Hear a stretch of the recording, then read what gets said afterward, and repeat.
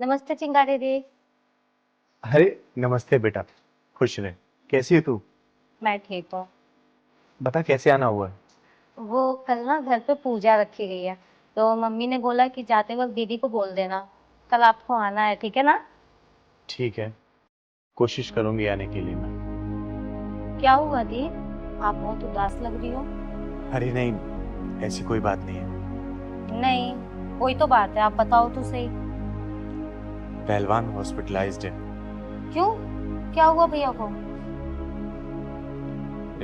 परसों रात को मेरे मना करने के बाद भी ना बाहर से जाके उसने जंक फूड खा लिया, और परसों रात से कॉन्टिन्यूस उसके पेट में दर्द है। मैं बाहर से दवाई लाके दी लेकिन ठीक ही नहीं हुआ। एंड में जाके मुझे उसे हॉस्पिटल में एडमिट कराना पड़ा। थोड़ी देर में फिर जाऊंगे उसके पास में। कोई नहीं दी, आप टेंशन मत लो, पहलवान भैया बहुत जल्दी ठीक हो जाएंगे। मैं भी भगवान से वही प्रार्थना कर रही हूँ कि हे भगवान मेरे पहलवान को ठीक कर दो, क्योंकि मैं पहलवान के बिना जी नहीं सकती हूँ मैं। और दीदी कल मैं और मम्मी हम दोनों चलेंगे आपके साथ पहलवान भैया को देखने। ठीक है बेटा। आप बिल्कुल भी टेंशन मत लो, ठीक है ना? ठीक है बेटा। मैं चलती हूँ, कल टाइम पे आ जाना, ठीक है? जाओ जाओ।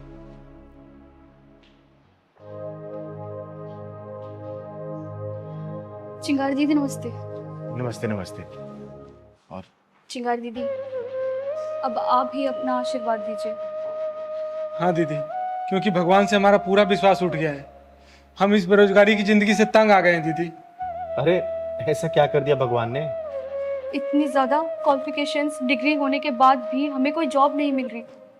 अगर जॉब मिलती भी है तो वहाँ के जो बॉस हैं वो इतनी गंदी नज़रों से हमें देखते हैं कि वहाँ पे काम करना बहुत मुश्किल हो जाता है दीदी। इसकी तो छोड़ो, मैं तो एक आदमी हूँ। मैं कहीं पे भी जाता हूँ नौकरी मांगने, वहाँ के दलाल रिश्वतखोरी करते हैं। मैं तो शेरा गरीब आदमी दीदी, मैं कहाँ से इतना पैसा दूंगा दीदी। हाँ दीदी, ये सही कह रहे हैं।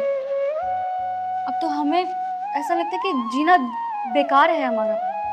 भगवान पे भी भरोसा नहीं रहा अब क्या बताऊं दीदी। हम दोनों रोज भगवान की 2-3 घंटे पूजा करते हैं, उनके लिए भोग लगाते हैं, हर त्योहार पे उनके लिए नए नए वस्त्र लेकर आते हैं।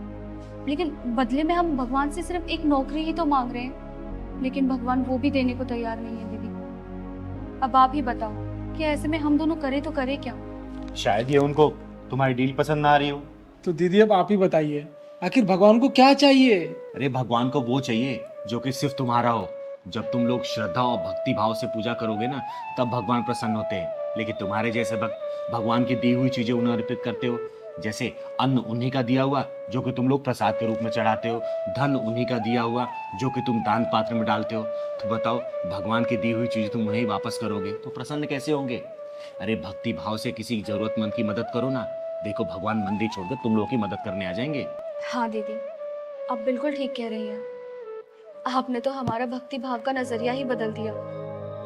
हमें लगता था कि भगवान को सब कुछ अर्पण करने से सब ठीक हो जाएगा, लेकिन आपने जो कहा उससे तो हमारी आंखें खुल गई दीदी। हाँ दीदी, हमने भगवान की कभी भक्ति उनके दिए हुए अन्न धन से ही की है, कभी अपने अंतरात्मा से नहीं की। अरे बेटा, भगवान की भक्ति ना भाव से होती है, भगवान की दी हुई चीजों से नहीं। और याद रखना, भगवान किसी के साथ भी कभी गलत नहीं करते। बस तुम लोग अपना कर्म करते जाओ, वो ऊपर वाला ना आप लोगों को फल जरूर देगा। ठीक है? जी दीदी, आज से हम बिल्कुल वैसे ही भक्ति करेंगे जैसे आपने हमें सिखाया। ठीक। अच्छा दीदी, हम चलते हैं। ठीक।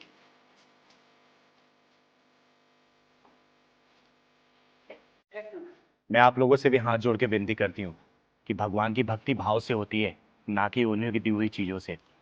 धन्यवाद।